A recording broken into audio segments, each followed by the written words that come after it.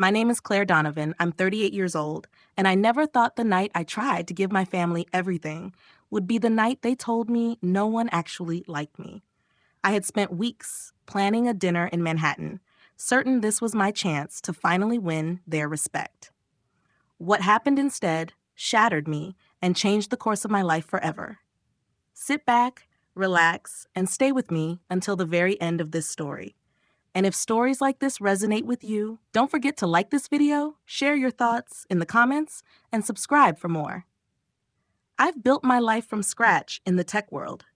I started coding when I was just a teenager, teaching myself in a dusty high school computer lab while my sister was being cheered on for debate trophies. At 23, I sold my first app for millions.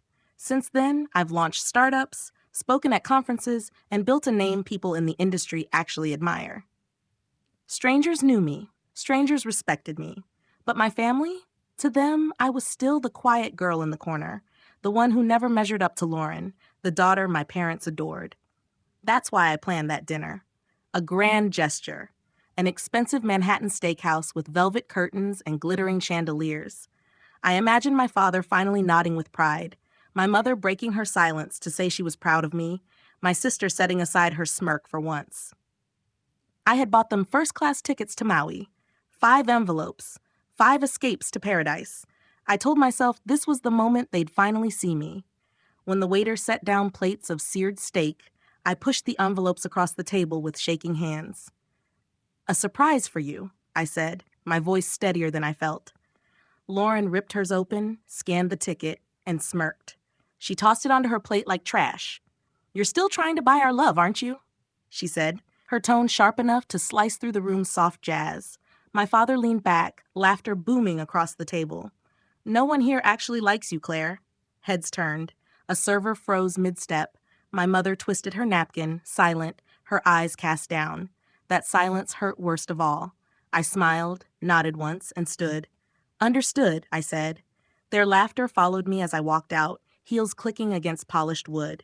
And that was the moment something broke inside me. The moment I decided everything was going to change. Would you have forgiven them, or would you have walked away like I did? Because that night was only the beginning of my story. I grew up in Providence, Rhode Island, in a house with peeling paint and a porch swing that creaked every time the wind blew. To neighbors, we looked like a family out of a magazine. My father, Richard, tall and charming, always had a laugh ready when someone passed by. My mother, Elaine, was the quiet type, polite but distant, often hidden behind a book or the clatter of dishes. Then there was my sister, Lauren, 3 years older and already dazzling. She was the kind of girl who turned heads the moment she walked into a room.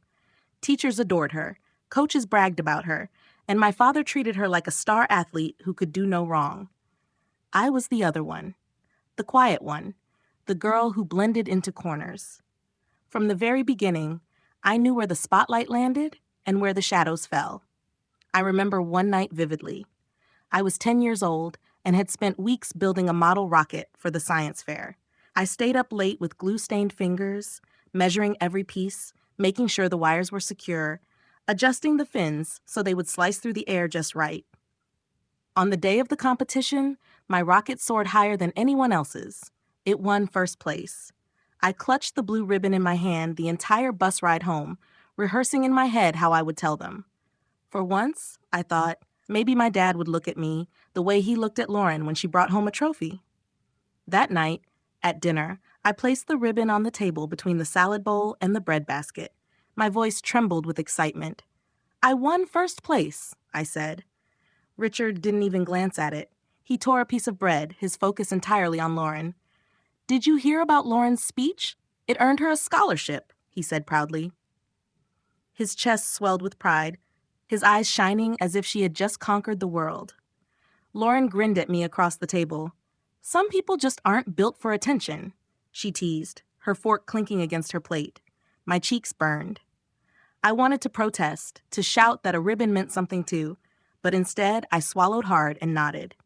My mother sat silently, her eyes cast down as if she hadn't heard a word. That silence became the wallpaper of my childhood. Always there, always suffocating. Moments like that stacked up year after year. By the time Lauren was in high school, she was captain of the debate team, homecoming queen, and the daughter everyone wanted to claim. My father's face lit up when she entered the room, his laughter booming whenever she told a story. "That's my girl," he would say, his arm slung proudly around her shoulders. And me? I found my world in the school's computer lab. The machines were outdated, their screens flickering, but they gave me something I never got at home, a sense of possibility. I sat for hours, teaching myself to code, creating tiny programs that no one else cared about but me. It was the first time I felt like I had control over something, like I could build a world that was mine alone. When I showed my father, he shrugged. "It's just playing around. You should focus on something real," he said, his voice dismissive, as if my efforts were nothing more than a distraction. Lauren chimed in, her laugh sharp. "Maybe you should come to one of my debates instead. You'd actually learn how to speak up for once." I laughed with them, because what else could I do? But inside, something cracked. Each dismissal carved into me, shaping me into someone who believed her voice didn't matter. I stopped bringing home the little victories, stopped showing my parents what I was creating. I hid my spark so they wouldn't have the chance to dim it again. But even as I shrank at home, a fire burned quietly in me. Every night while they slept, I sat in front of the glowing screen, typing line after line of code, building things no one thought I could. It was my rebellion, silent but steady. If they couldn't see me in their world, I would create one where they had no choice but to notice. There were nights I lay awake, staring at the ceiling, wondering if I would ever be enough for them. I imagined scenarios where my father would clap me on the back, where my mother would finally look me in the eye and say she was proud. Those dreams kept me going, even when reality told me otherwise. The years passed, and the distance between Lauren and me grew wider. She thrived under the weight of their attention, feeding on it like sunlight. I learned to survive in the shadows, waiting for a day when I could step out and no longer care whether they noticed or not. What I didn't know then was that the foundation of who I was becoming had already been laid. Every slight, every laugh at my expense, every moment of silence from my mother was pushing me toward a future I couldn't yet imagine.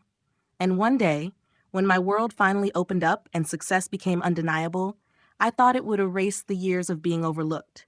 I thought their praise would come pouring in, but I was wrong.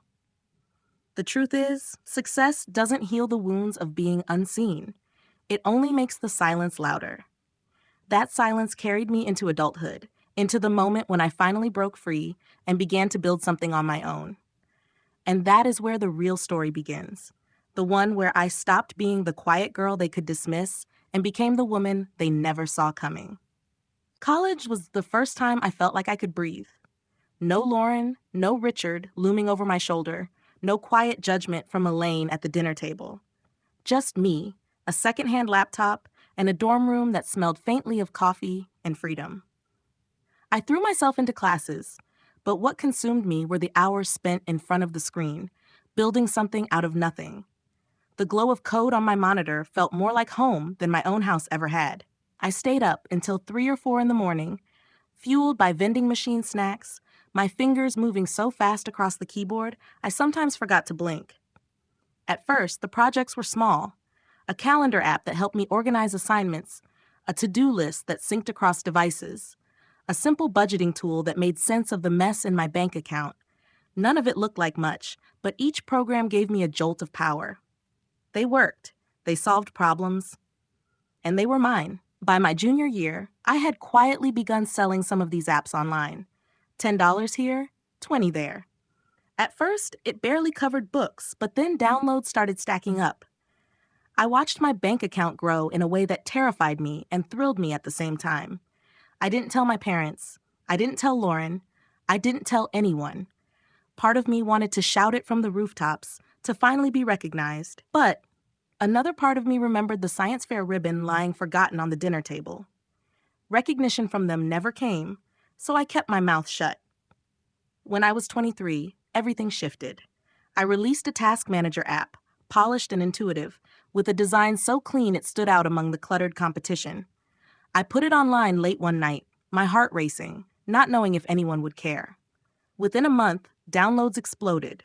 Tech blogs wrote about it, influencers shared it, and suddenly my name was attached to something people actually wanted. A year later, a tech giant came knocking. They offered me $7.5 million for it. I remember the moment I signed the contract. My hands shook as I held the pen. When the ink dried, I stared at the paper, stunned. $7.5 million. I called home that night, my voice trembling with excitement. Dad, I said, I sold my app. That's nice, Richard interrupted, his tone flat, as if I had just told him I bought a new pair of shoes. Then, without missing a beat, he shifted to Lauren. Did you hear about her promotion? She's heading a campaign for a major firm in New York. His voice was warm, full of pride, the kind I had begged for all my life. I tried again. It's a lot of money. Millions, Dad. Millions. Good for you, he said absently, as though he were reading the news from across the table. My mother sent a typed card a week later. No signature. No warmth. Lauren never even bothered to reply. I hung up the phone that night with tears burning my eyes. $7.5 million, and it still wasn't enough. But instead of breaking me, it hardened me. If I couldn't win their recognition, I would build something so undeniable that the world would see me, even if they didn't. I launched another app, then another, a productivity tool that hit 1 million users in a matter of months. A startup in Boston that attracted investors who had once dismissed me as a nobody. Suddenly, I was on panels at tech summits, my face printed in glossy magazines, my name listed alongside people I had admired for years.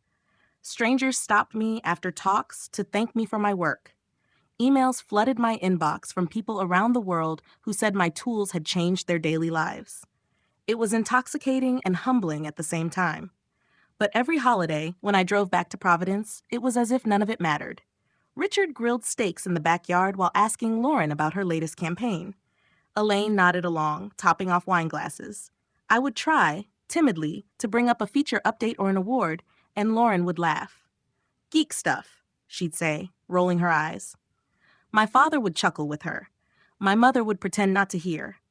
It was like living two lives. In one, I was Claire Donovan, tech founder, innovator, a woman carving out a place in the world.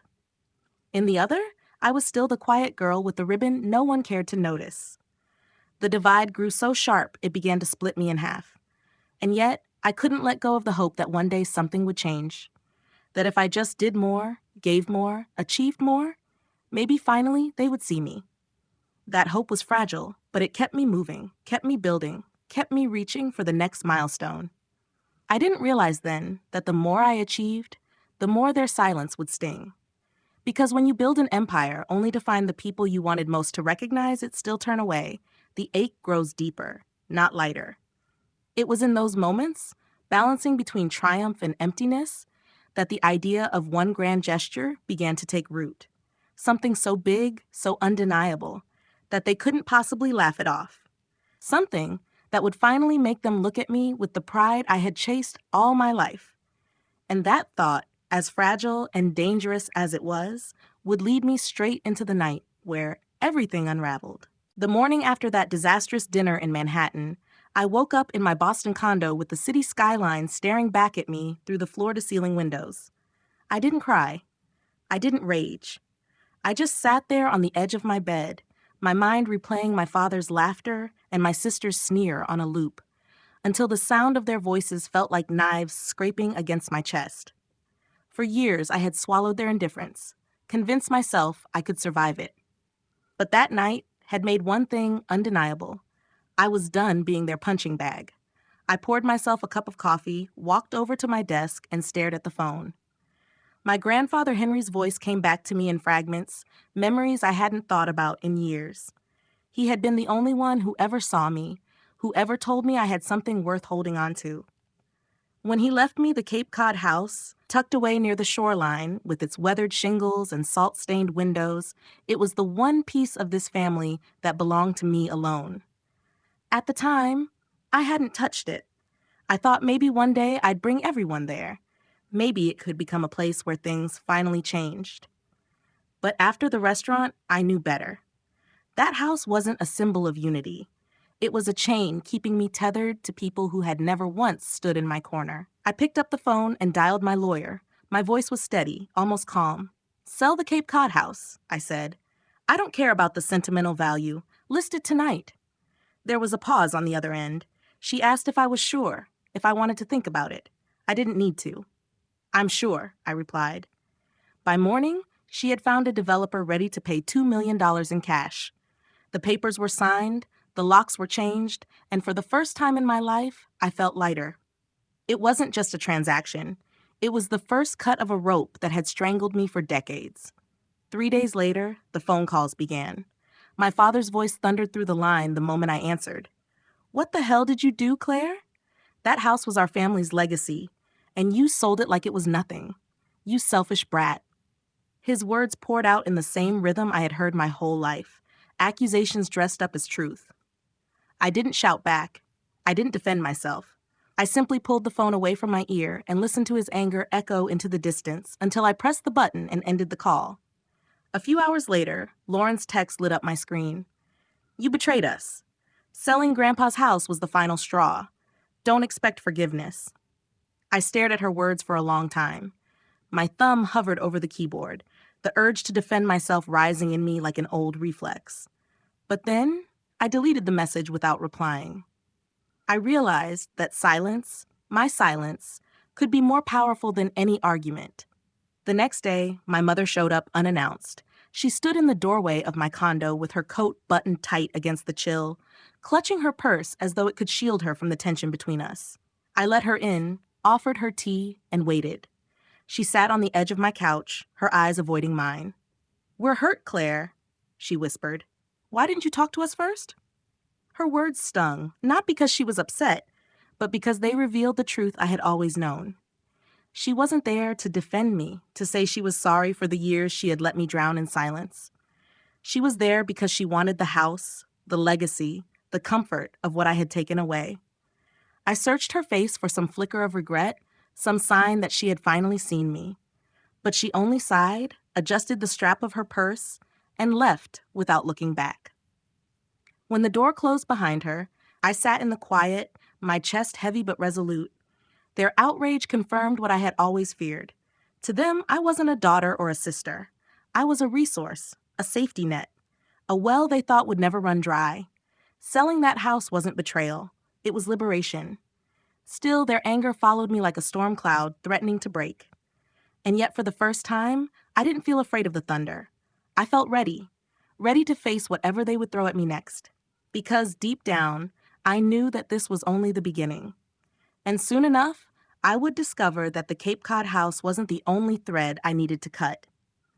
There was something darker lurking beneath the surface of our family's finances, something tied to the trust fund I had poured millions into. It was a secret I hadn't seen coming, and once I did, everything would spiral even further out of control. It was a gray afternoon in Boston when the truth began to unravel. I had agreed to meet Ethan at a quiet cafe tucked away near Back Bay, the kind of place where the hum of the espresso machine filled the silences that always felt heavier than words. I hadn't planned on telling him everything, but when he looked at me with that steady patience of his, it all came pouring out. The dinner in Manhattan, the house I had sold, my father's rage, my sister's venom. Ethan didn't flinch. He listened, every detail sinking into him without judgment. When I finally stopped, he leaned forward, his voice low. Claire, you've been carrying them financially for years, haven't you? I nodded slowly. The truth of it settled over me like a weight I had never named aloud. I had funded my parents' medical bills, covered tuition for Lauren's kids, and poured millions into a family trust I thought would secure their futures. I had done it because I wanted them to see me, to prove I could hold this family together in ways no one believed I could. But Ethan's next question made my stomach tighten. When was the last time you looked at the trust yourself? I froze. I had handed management of the trust to Lauren years ago, thinking her marketing background meant she knew better than I did. I trusted her because, despite everything, she was my sister. The thought that she might have mishandled it flickered through me like static, but it wasn't unthinkable. Deep down, I had always known Lauren's ambition was hungry, sometimes reckless. Maybe you should check, Ethan said softly. His hand brushed mine, grounding me. Just to be sure. 2 weeks later, I found myself in his Cambridge apartment, the glow of his laptop casting long shadows across the room. He had spent nights combing through financial records, tracing transactions, cross-referencing receipts. I sat on his couch, my palms sweating, my heart pounding as I waited for him to say the words I already feared. "Claire," he said finally, his voice taut, "she's been siphoning money." I moved closer, staring at the screen. Rows of numbers, names of shell companies, transaction histories. There it was in black and white. Over $600,000 gone. Not to family needs, not to emergencies, but into a flashy ad tech startup Lauren had pitched to investors and failed to sell. The company had collapsed in less than 6 months, and she had covered her losses with my money. The rest had bled into her lifestyle. A leased BMW, luxury handbags, a rental on Nantucket she had passed off as a business expense. I stared at the evidence, my hands trembling. "She didn't even ask," I whispered, though I knew that if she had, I would have said no. This wasn't just betrayal. It was theft, and the cruelest part was that I wasn't even surprised. Ethan sat beside me, his jaw tight. "She thought you'd never look. She thought you'd just keep pouring money into it and never ask questions." I tried to breathe, but the air felt heavy in my chest. All those years of being dismissed, mocked, ignored, and now this. Lauren hadn't just stolen money. She had stolen the trust I had fought so hard to build, the only connection I had left to the idea of family. For a moment, I wanted to confront her, to call and scream, to throw the numbers in her face. But then something inside me shifted. I had already played that game, already begged and fought and tried to win their acknowledgement. This time, I wanted something different. The next morning, I called my lawyer. My voice was calm, controlled. "Shut it down," I said. "Transfer the remaining balance to charity. Make sure it's locked, airtight, irreversible." Within a week, the last of the money, just over $1.2 million, was legally moved into a Massachusetts foundation for foster youth. It felt right. Better to give it to children who had no safety net than to a sister who had squandered mine. I didn't tell my family. I knew they would find out soon enough. And when they did, the fallout would be explosive. That night, as I stood by the window of my condo watching the city lights flicker across the Charles River, I felt a strange calm. Selling the Cape Cod house had been the first cut, but shutting down the trust, exposing Lauren's betrayal, even if she didn't know it yet, was the second. It was a deeper wound to them than any words I could say, and it was only the beginning. Because what I didn't realize then was that the walls around my carefully constructed silence had just cracked wide open. And when the truth of Lauren's choices began to spill into the world, there would be no way to stop the avalanche that followed. The storm began quietly, like most storms do. A letter from a law office arrived at my Boston condo one morning, thick and heavy with official stamps. I tore it open and found myself staring at words that should have shaken me more than they did. My father was suing me. He claimed I had stolen the Cape Cod house, the one my grandfather Henry had left solely to me, the one I had every legal right to sell. The language in the letter was filled with accusations about betrayal, about destroying the family legacy, about my selfishness. I sat at my kitchen table reading it over and over, waiting to feel the guilt that my father had been able to stir in me so easily all my life. But it didn't come. All I felt was exhaustion. I met with my lawyer in her glass-walled office downtown. She flipped through the paperwork with practiced speed, her pen tapping against the desk. "This is baseless," she said. "Your grandfather's will is ironclad. He gave you full ownership, with no conditions. Your father doesn't have a case." Her certainty gave me a flicker of relief, but as the weeks dragged on and the case trudged through hearings, the weight of my father's anger still pressed against me. He showed up at court looking sharp in a navy suit, his face twisted with self-righteous fury. Every word he spoke painted me as the villain, the ungrateful daughter who had destroyed her family for money. It didn't matter that the judge dismissed his arguments with barely a glance at the evidence. My father wasn't there for justice. He was there to perform, to make sure I felt the full force of his disdain. When the case was thrown out, I walked out of the courthouse into the crisp Boston air with my lawyer at my side. The sun was blinding, and for the first time I felt something close to triumph. But I knew it wasn't over. People like my father never admitted defeat. They simply found new ways to twist the knife. It didn't take long. A week later, my phone buzzed with a notification. Lauren had posted on a popular Boston community page. My name, my photo, my reputation laid bare for anyone to see. She wrote that I was a greedy sister who had sold our family's legacy for personal gain, that I had stolen what rightfully belonged to all of us. She tagged people we both knew, ensuring the post spread like wildfire. By morning, my inbox was filled with messages from distant cousins and acquaintances. Some asked if it was true. Others didn't ask at all. They assumed the worst. Invitations to family gatherings disappeared. Old friends stopped calling. The silence of their withdrawal echoed louder than any confrontation.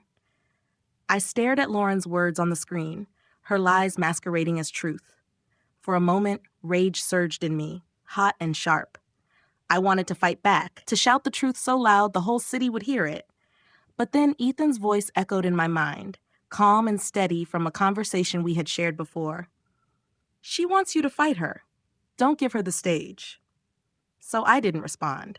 I let the post sit there, let the whispers swirl, let the doubt creep into the cracks of my extended family. Because I knew something Lauren didn't. The truth was already unraveling her, and soon she would have no lies left to hide behind. But that didn't mean it didn't hurt.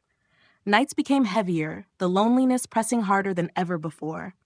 I lay awake sometimes, staring at the ceiling, wondering if I had done the right thing. I had chosen silence, but silence had always been the weapon used against me. Now I was wielding it myself. The irony was bitter, but it was also empowering. In the weeks that followed, the shift in the family dynamic became undeniable. A cousin called me one evening, her voice hesitant. "Claire, is it true? Did Lauren really use the trust money for herself?" There was no accusation in her tone, only unease. I gave her no details, just told her the truth would speak for itself. She didn't press, but I could hear the doubt settling in. Whispers spread faster than any post Lauren could write. The image of her as the perfect daughter began to crack under the weight of her own mistakes. Family gatherings grew tense, old loyalties frayed, and the Donovans no longer looked like the polished unit they once pretended to be. And in the middle of it all, my mother remained silent. She didn't call, didn't write, didn't defend me. But I knew she had heard the rumors. Her silence was no longer passive. It was complicit. I had thought the lawsuit and the public smear would be the worst of it, but I was wrong. They were just the prelude. Because while Lauren sharpened her lies and my father doubled down on his anger, the truth was already circling closer. Auditors were asking questions, Ethan was uncovering more, and the walls of the perfect world Lauren had built for herself were starting to crumble. And when they did, the collapse would be far louder than anything I could have orchestrated myself. It started with whispers, the kind that travel quietly at first and then grow into something impossible to contain. I didn't need to be in the room to hear them. I saw them in the eyes of people who used to greet my sister with admiration, people who now spoke her name with caution. Lauren had built her identity on being untouchable, the golden child who always landed on her feet, the one my father paraded around as proof that he had raised a star. But even golden things crack when the shine is only surface deep. The first blow came from inside her own world. A Boston business blog published an article questioning the sudden disappearance of funds from the trust she managed. The piece was vague, careful not to make direct accusations, but it was enough. Colleagues began asking questions. Investors grew nervous. Lauren had built her career on being the woman with all the answers, the one who knew how to turn a failing campaign into gold. Now, for the first time, people were whispering that maybe she wasn't as sharp as she claimed. I read the article sitting in my living room late at night, the glow of the laptop screen reflecting against the window. My chest tightened as I scrolled, half expecting to feel guilt, half expecting anger. But what I felt instead was a hollow ache. I had warned myself not to feel satisfaction, not to take joy in her downfall. Still, there was no denying the grim sense of inevitability in seeing the truth finally break through her carefully painted facade. It didn't stop at the blog. Within weeks, auditors uncovered everything. The $600,000 siphoned into a failing startup. The luxury handbags charged to accounts she had claimed were business-related. The leased BMW. The Nantucket rental. The trail was messy, reckless. The the kind of mistakes made by someone who thought she would never be caught. The report spread through the Boston business community like wildfire. People who had once championed her began to distance themselves. Her firm, desperate to protect its own reputation, issued a short statement. They were investigating internally. That statement was the death knell. Clients pulled contracts overnight. Major accounts that had defined Lauren's career slipped away, one by one. Her name, once a staple of admiration in marketing circles, became synonymous with recklessness and betrayal. I didn't call her. I didn't reach out. I sat in the silence of my apartment, letting the collapse echo around me, a sound that was both foreign and familiar all at once. I imagined her face, the way her smirk had curved when she tossed the Maui ticket onto her plate in Manhattan.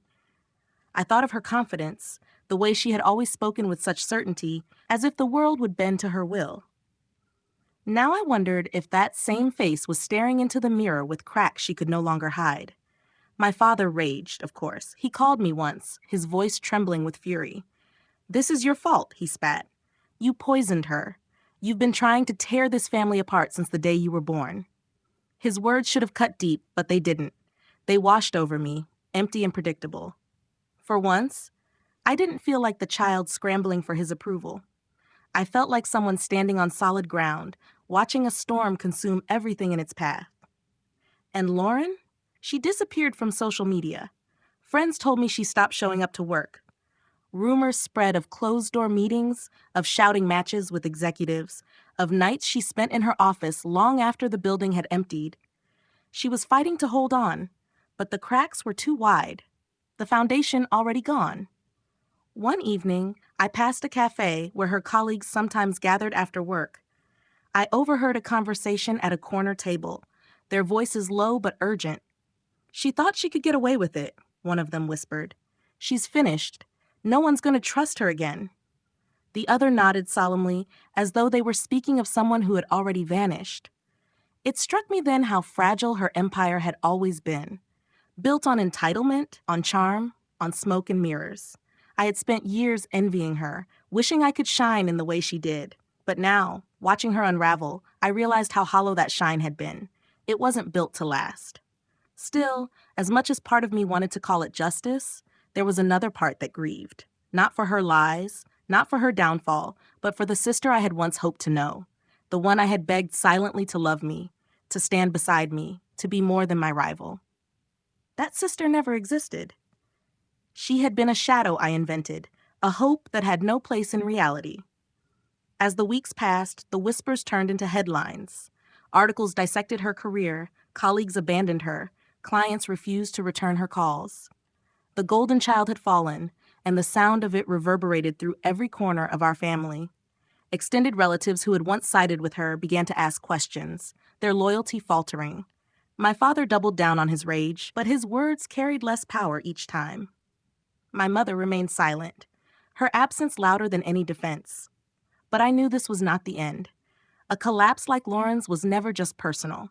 It had consequences that stretched outward, touching every member of the family, dragging skeletons out of closets that had been locked for decades. And as the dust began to settle, I felt a shift in the air. Something darker was coming, something I hadn't yet seen. The fall of my sister was not the conclusion.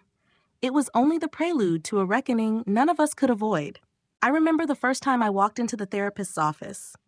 It was late autumn, the kind of Boston day where the wind cuts straight through your coat and the air tastes like change. I had told myself for weeks that I didn't need it, that therapy was for people who couldn't handle their own lives. But the truth was, my life felt like it was crumbling from the inside.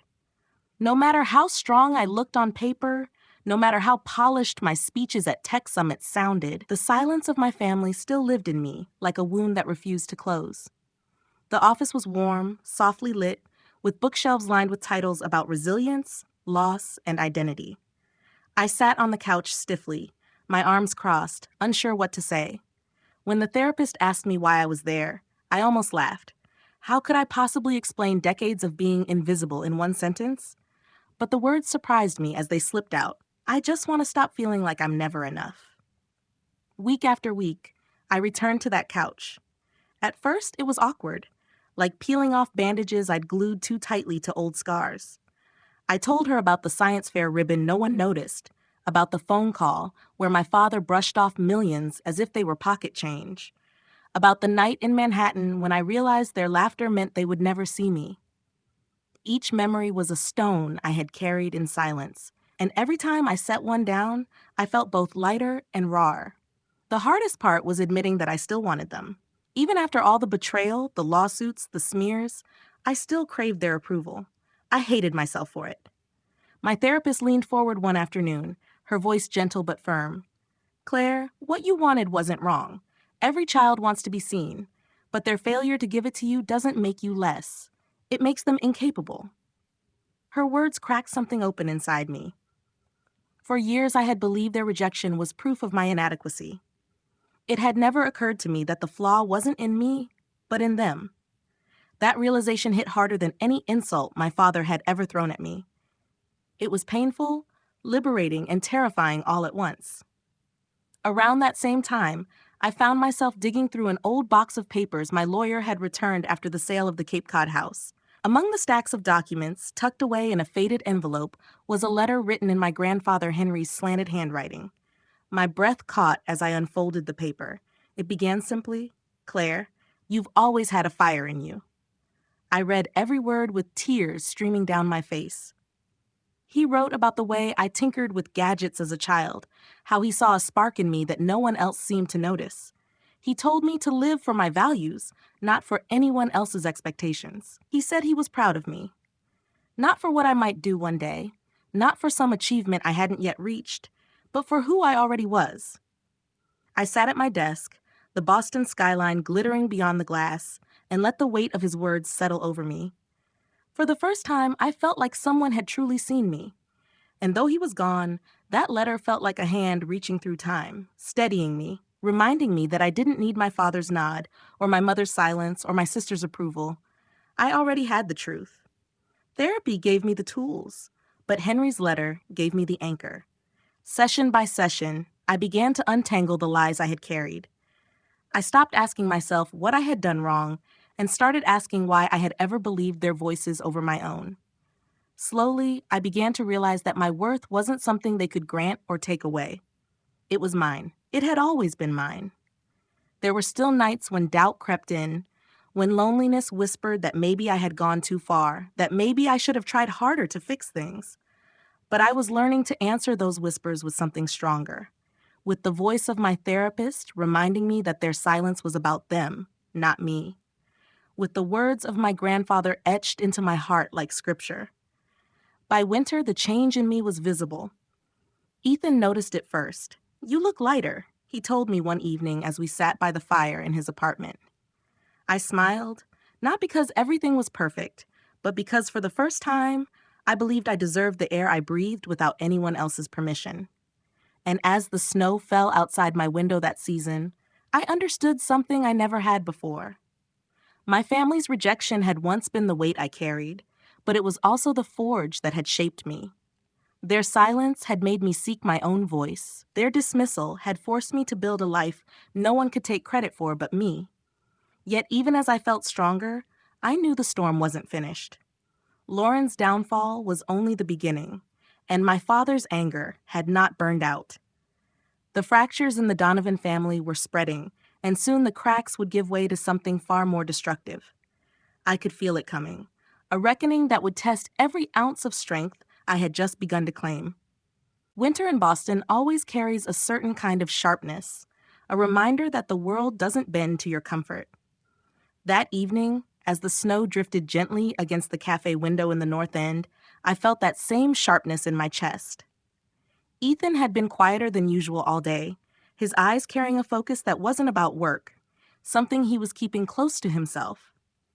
We sat across from each other at a small table, the cafe glowing with string lights that reflected off the glass, the warmth inside battling against the icy wind pressing from outside. I thought it would be an ordinary night, another chance to breathe in the comfort of his presence, the steady anchor he had become for me. But then he reached into his coat pocket, and his hand lingered there too long. When he pulled it free, a small box rested in his palm. My breath caught before he even spoke. Claire, he began, his voice softer than I had ever heard it, almost unsteady.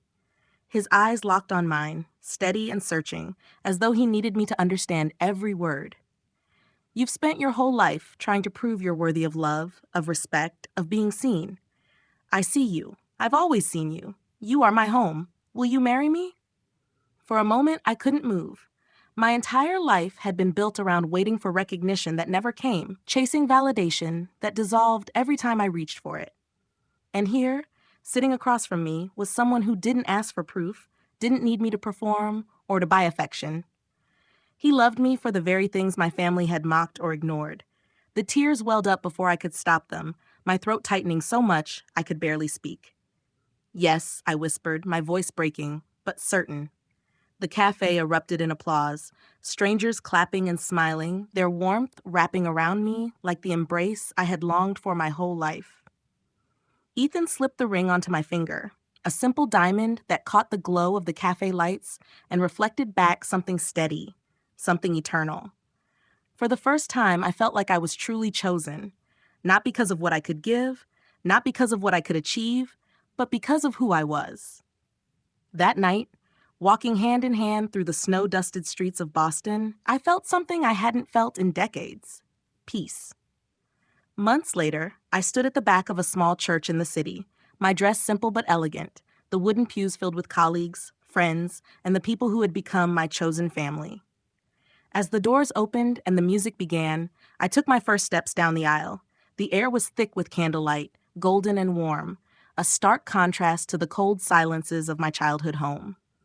I looked to the altar where Ethan stood, his smile steady, his eyes brimming with the kind of love that doesn't waver.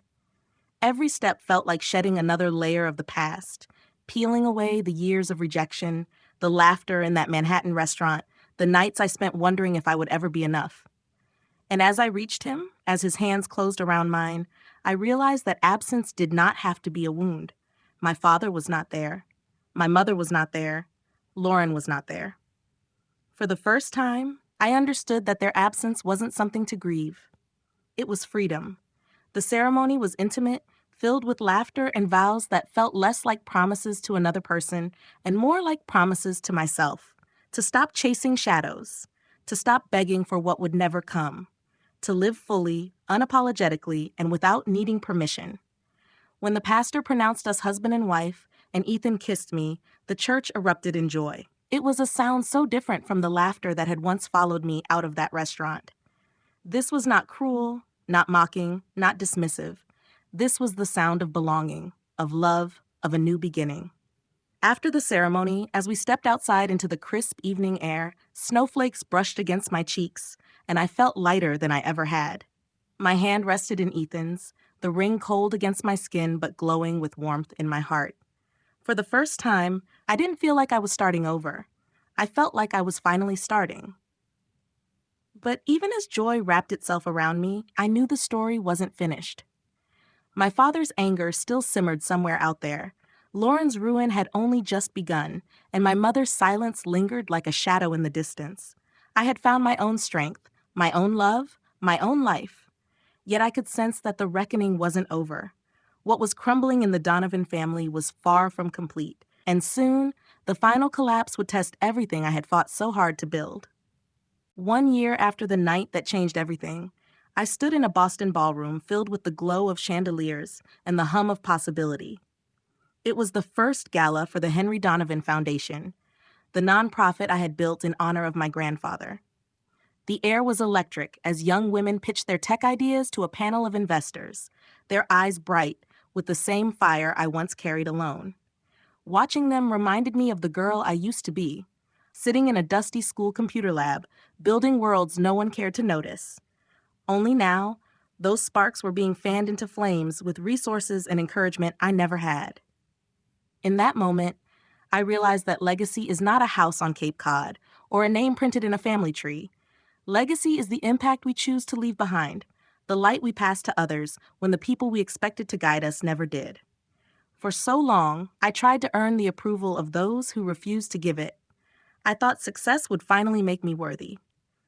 What I learned instead is that self-worth is never something you can buy, beg for, or wrestle out of someone else's silence. It is something you claim, quietly and fiercely, when you stop chasing the love that will never come and start building the life you deserve. My father's rage, my mother's silence, my sister's downfall, they were chapters in my story, but they are not the ending.